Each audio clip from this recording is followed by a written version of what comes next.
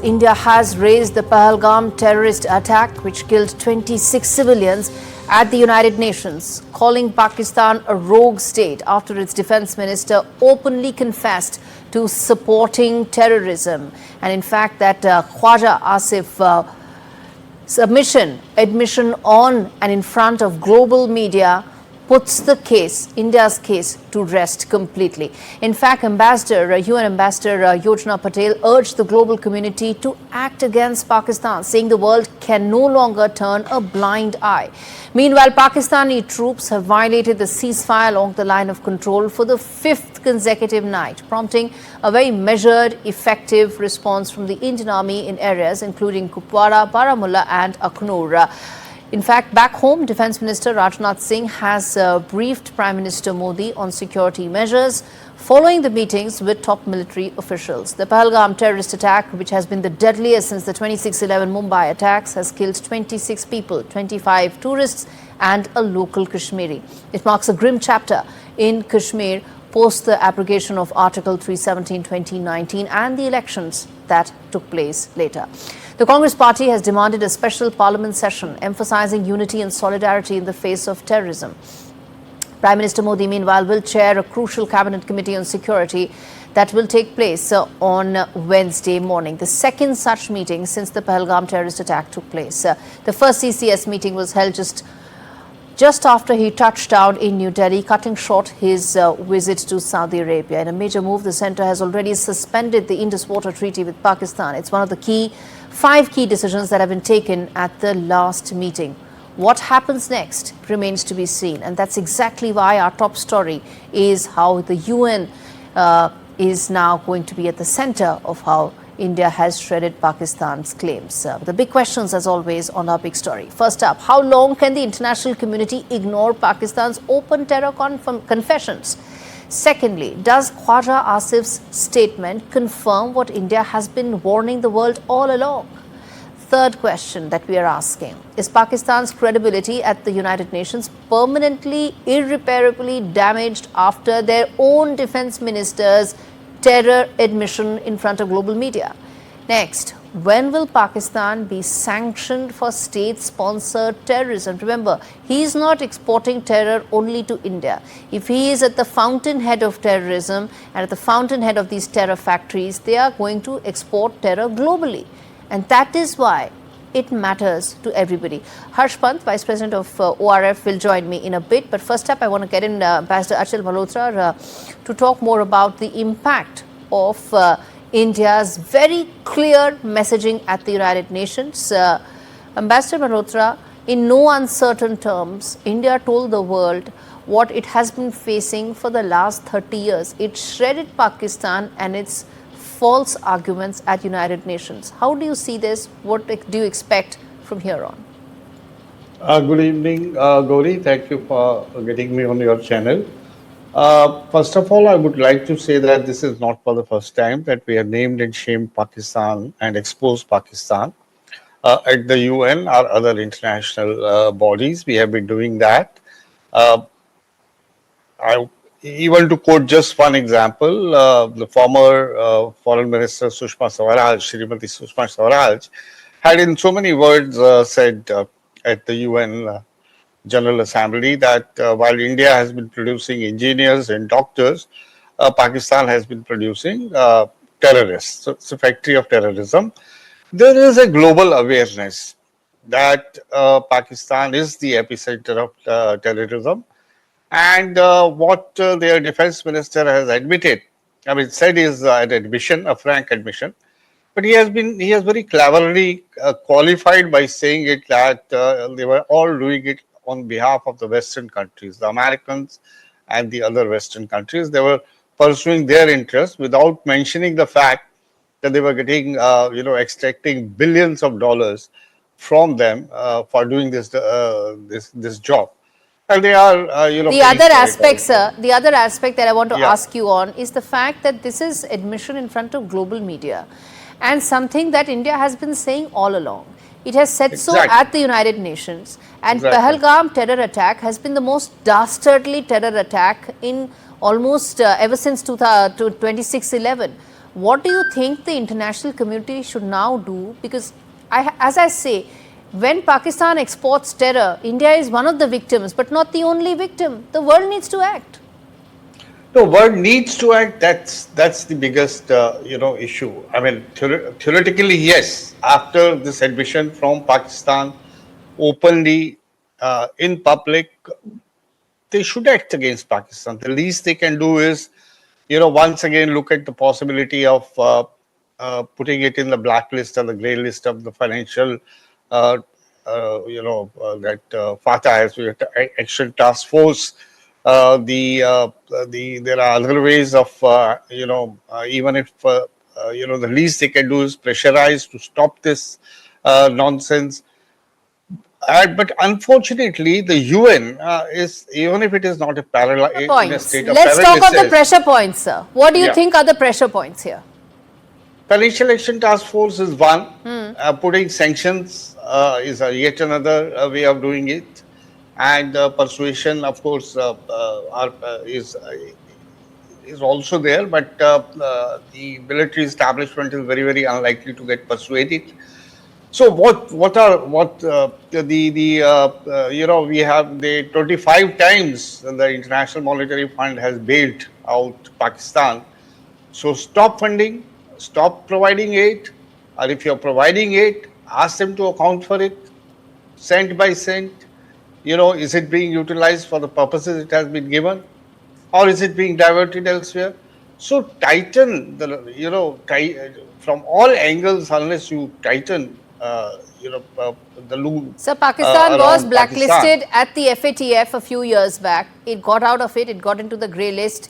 It's got bailouts since then. Yeah. Because some of these agencies, these multilateral agencies, also have China and some of its others and some of other Pakistan backers. So what do you think India's course should be to be able to ensure justice for the Pahalgam terror attack, and at the same time ensure that the fountainhead of terrorism, global terrorism, which is Pakistan, which stands completely exposed, should pay for it? Well, Gauri, there are multi-pronged approaches. We can expose Pakistan. We have been doing it. There is already awareness about it. But at the end of the day, we will have to handle it our own selves. Because as far as international organizations are concerned, we have already mentioned what I was about to say about the China factor. Even at the UN Security Council resolution, which has been passed recently after the Pahalgam attack, China and also Pakistan, by virtue of being non-permanent member of the UN Security Council at this point of time, they have been able to dilute it. So on international, and let me tell you, I mean, despite the fact that we have a global comprehensive strategic partnership with the United States of America, United States of America still have some vested interest in engaging Pakistan. Particularly, they want to use some bases in Balochistan to keep an eye on the Afghanistan and the other parts of the region. It's a complex story with many aspects to it, but at the same time, for India, the primary focus, objective and purpose is around ensuring that the global terror factories that are being run out on Pakistani soil have been exposed by their own defense minister. Professor Pant, what should be India's next course of action? We've shredded Pakistan at the United Nations. What should be our next course? I think, Gauri, our next course will have to be to tighten the screws using other multilateral forums as well, which we have done successfully in the last few years as well. So we have to continue with that agenda forward. But certainly, at the end of the day, some kind of kinetic action will also be required because the costs for Pakistan of behaving in a certain manner has to rise. And we know that the last red line that we had drawn with the Uri strikes, post-Uri strikes, and then with the Balakot air strikes, that those red lines have been altered. So I think in the new logic of deterrence across the LOC will have to be established once again. And therefore, some kind of kinetic means will be needed. India will have to do it, assuming that it will do it on its own. We also know that Pakistan has friends like China who, despite saying all the nice things, have not really supported India when it came to the crunch. So I do think that there are issues which are very serious for India to take into account, both in terms of balance of power along the border areas, but also in terms of global balance of power, which has to be taken into account if you decide to go in for kinetic action. But I do think that multiplicity of options will have, as India is doing, gradually building up pressure, will have to go towards a logical conclusion of not only revealing what Pakistan has and has been doing, but also taking into account what capabilities India has. Professor Pant, the biggest pressure point right now for Pakistan and Pakistani army is the fact that its economy is almost belly up, and I think that is where it would probably hurt the most, wouldn't it? Absolutely, and I think we know that the economic situation is very grim, and we also know that China, for all the all-weather friendship that it espouses with China, with Pakistan, has not really been the economic benefactor that many in Pakistan had hoped for. So I think by and large, this idea that Pakistan will come to China's aid all the time has not really been borne by the facts on the ground, especially on economic matters, where China tends to be very calculating. So I do think that there is an opportunity for India to go for the jugular in that sense, which is the Pakistani economy, and ensure that Pakistani capacity to do damage, more damage, to do mischief is limited because of the pressure on the economy, which I think gradually, if you look at the Indus Water Treaties being put in abeyance, that is where India intends perhaps to go, because that also hurts Pakistan's economy in fundamental ways. So I do think that that's the escalation ladder India would be thinking of climbing. And very quickly, before we wrap this up, which is that as things stand right now, India is also preparing a whole host of possible measures, economic, diplomatic and others as well. Professor Pant, the fact that Pakistan's defense minister stands completely exposed, do you think it will allow a larger grouping to come together, alliance to come together against Pakistan and act on it, because terror knows no boundaries? I think, Gauri, one of the things that India has been very successful in mobilizing global public opinion against Pakistan over the last few decades. And I do think that needs to be activated, because we know that a lot of the countries are sympathetic at this point, and we also know that often such sympathies don't last very long. We have seen in the case of Israel, for example, when the terrible incident happened and Hamas with the Hamas terror attacks, the world rallied around Israel. But very soon as Israel started taking action and moved forward, a lot of that support dissipated. So I think India will have to build on this momentum, this moment that it has, where a lot of the countries are with India, they stand with India, and as you mentioned, Pakistan's own working, its own statements are revealing the vulnerabilities of Pakistan, the weaknesses of Pakistan, and the shenanigans of Pakistan. So in that sense, I think we have a moment which we need to build on and build that coalition and ask that coalition to work and take specific, direct and concrete actions against Pakistan. All right, let's leave it there. Thank you so much, gentlemen, for joining me on this edition of India Global.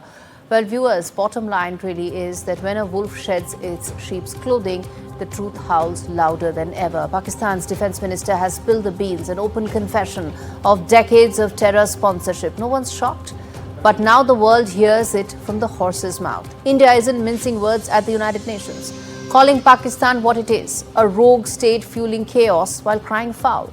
This isn't just a slip of tongue, it's smoking gun. For too long, the global community has looked the other way, but after the bloodbath in Pahalgam, the writings on the wall, turning a blind eye now means having blood on your hands. This time, the mask has truly slipped and there's no hiding behind it anymore.